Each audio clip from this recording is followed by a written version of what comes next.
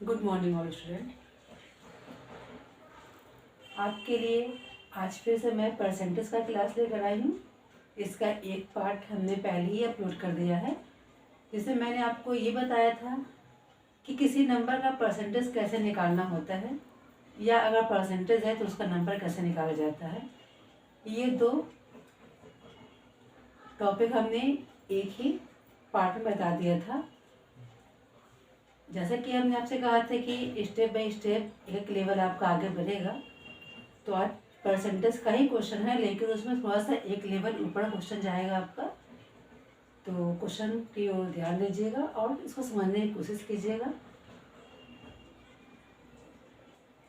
तो आइए बिना टाइम को बर्बाद किए हम क्वेश्चन की तरफ लेके चलते हैं।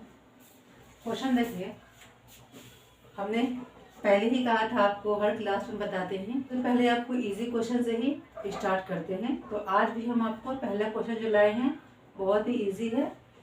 लिखा हुआ है 40% तथा 78% को भिन्न में बदलें।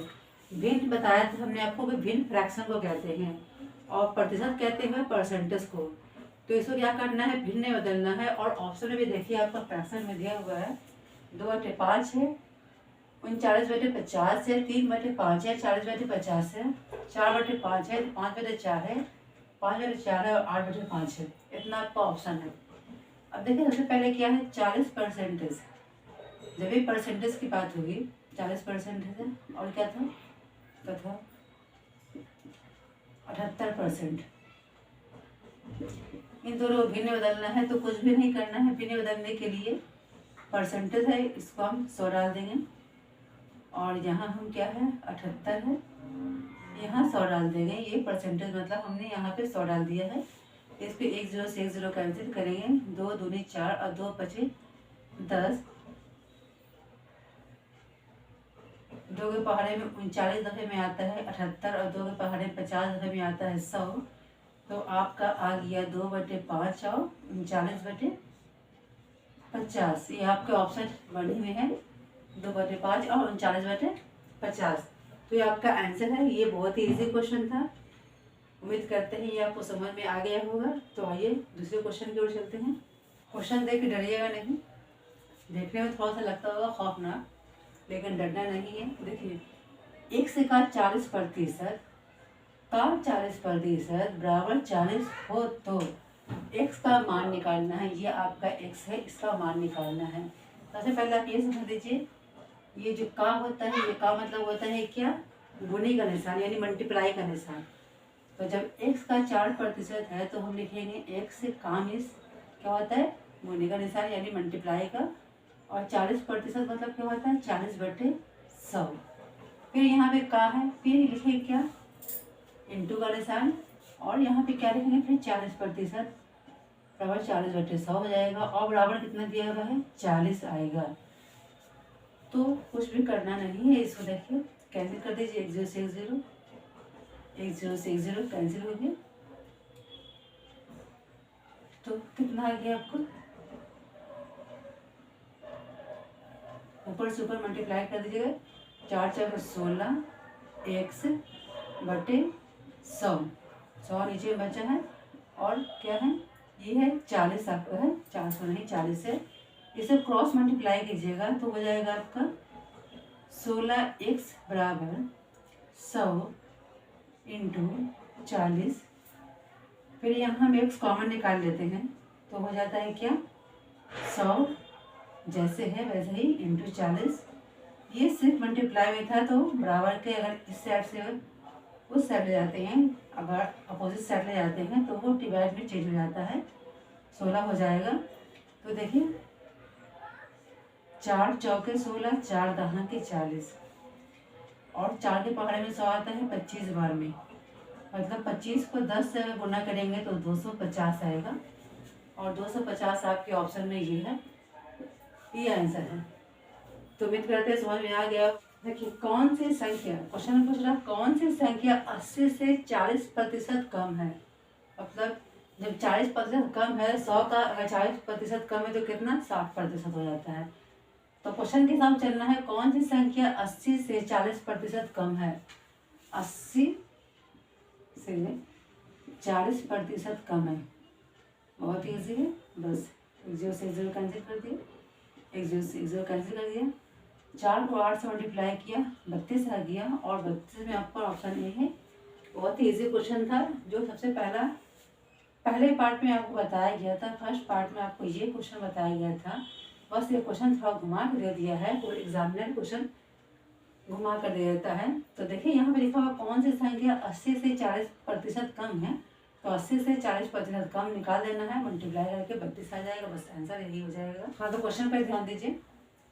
यदि किसी संख्या का 35% उसके 50% से 12 कम हो तो वह संख्या क्या है। क्वेश्चन देखकर उलझ नहीं जाइएगा। सबसे पहले देखिए, यदि किसी संख्या का 35% 50% से 12 कम हो। जब पूरा संख्या पे कितना करा, 50% और 35%, ये दोनों क्या है, कम है। कितना कम है, 12 कम है। 12 कम है तो वह संख्या क्या होगी। तो 35% में से अगर 12% हम माइनस कर देते हैं तो कितना आ जाता है, 15% आएगा। 15% बराबर आपको हो जाएगा 12, क्योंकि 15% बराबर 12 बड़ा है। और हम लोग को पूरा 100 का निकालना है। जब भी हम कोई भी किसी चीज़ का परसेंटेज निकालनी है तो पूरा 100 का निकालते हैं, 100 का निकालते हैं कि 100 का कितना प्रतिशत होता है। तो यहाँ पे हम 100 का लिखेंगे। 100 का प्रतिशत निकालना है तो क्या करना है हम लोगों को, 12 जो आपका आया है और 15 जो आपका आया है। 12 जो आपका क्वेश्चन में कितना कम है और टोटल हम लोग कितना है, 15 है। इसको हम 100 से मल्टीप्लाई करते हैं तो आता है कितना, 5 तिहाई 15, 5 दूनी 10, 3 चौके 12, मतलब पूरा 100% का कितना आ जाएगा आपका, 40 दूनी 80। पूरा 100% का कितना आएगा आपको, 80, जो आपका ये आंसर है। ये आपका आंसर हो गया। क्वेश्चन देख के घबरा नहीं है, क्वेश्चन को पकड़ने की कोशिश करना है। 35% 40% से कम है। जब कम है तो यहाँ पे हम कम कर देंगे, और कम कितना, 12 है तो यहाँ 12 लिख देंगे। उसके बाद जो हमको यहाँ पे लेस करके आएगा वो लेस हम नीचे ले देंगे, क्योंकि ये टोटल में से ये 12 कम है, इससे ये 12 कम है। टोटल नीचे लिखा आता है, जो कम हो या ज़्यादा ऊपर लिखा जाता है। और उसको परसेंटेज लिख के हम उसको मल्टीप्लाई कर देंगे, काट देंगे तो 80 आ जाएगा। आपका ऑप्शन नंबर ए आंसर है। जब किसी संख्या का 11% उस संख्या के 7% से 18 अधिक हो तो संख्या निकाले। जब अधिक होना मतलब क्या, ज़्यादा हो गया तो उसको निकालना है। पहले देखें क्या है, 11% और कितना है, 7% और कितना है आपका 18। बोला है किसी संख्या का 11% उस संख्या के 7% से 18 अधिक है। इससे 18 अधिक है तो ये दोनों घटाने के बाद ये क्या होगा, वो अधिक निकल जाएगा, ये अधिक है।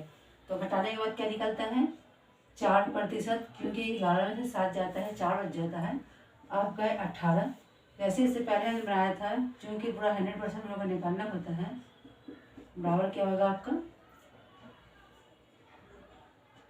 18/4 इंटू 100, 25 चौके 100, 25 को 18 से मल्टीप्लाई कीजिए। 25 दहा के 250 आता है, और 25 8 200 आता है, मतलब 450 आपका आंसर आ जाएगा। 450 आपका आंसर ऑप्शन में ये है, ये आंसर हो गया। उम्मीद करते हैं कि आपको जितना भी परसेंटेज का मैथ आपको बताया गया है आज आपको समझ में आ गया होगा, और इसको रिवीजन कीजिए, ज़्यादा से ज़्यादा शेयर करने की कोशिश कीजिए। उम्मीद करते हैं कि आपको आज जितना भी परसेंटेज का क्वेश्चन हमने टच किया है वो आपको समझ में आ गया होगा। और इसके आगे भी पार्ट इसका आने वाला है, क्योंकि अभी हम एक लेवल ऊपर ले गए हैं, इसके एक लेवल ऊपर आपको और लेके जाना है। तो स्टेप बाय स्टेप अगर बढ़िएगा तो आपके लिए भी अच्छा होगा, जो हमेशा आपके माइंड में सेटअप कर जाएगा, और मेरे लिए भी अच्छा होगा। क्योंकि अगर हम एक साथ सब समझाने लगेंगे ना तो आपको डिस्टर्बिंग हो जाएगा। हम तो समझा देंगे लेकिन आपको समझने में थोड़ा सा परेशानी का सामना करना पड़ेगा। इस वजह से हम आपको स्टेप बाय स्टेप बता रहे हैं, एक एक लेवल आपको ऊपर लेके जा रहे हैं, तो आपको मैथ बनाने में कोई प्रॉब्लम नहीं होगा और आपका मैथ क्लियर होगा, ये हम उम्मीद करते हैं। और आपकी कोशिश ही आपको कामयाबी की तरफ ले जाएगी। हमारी मेहनत तो है, लेकिन आपकी कोशिश जब तक नहीं रहेगी, आपको कामयाबी की तरफ नहीं ले जाएगी। तो आप अपनी कोशिश को बरकरार रखें और अपने एग्ज़ाम की तैयारी करते रहें। तो थैंक यू।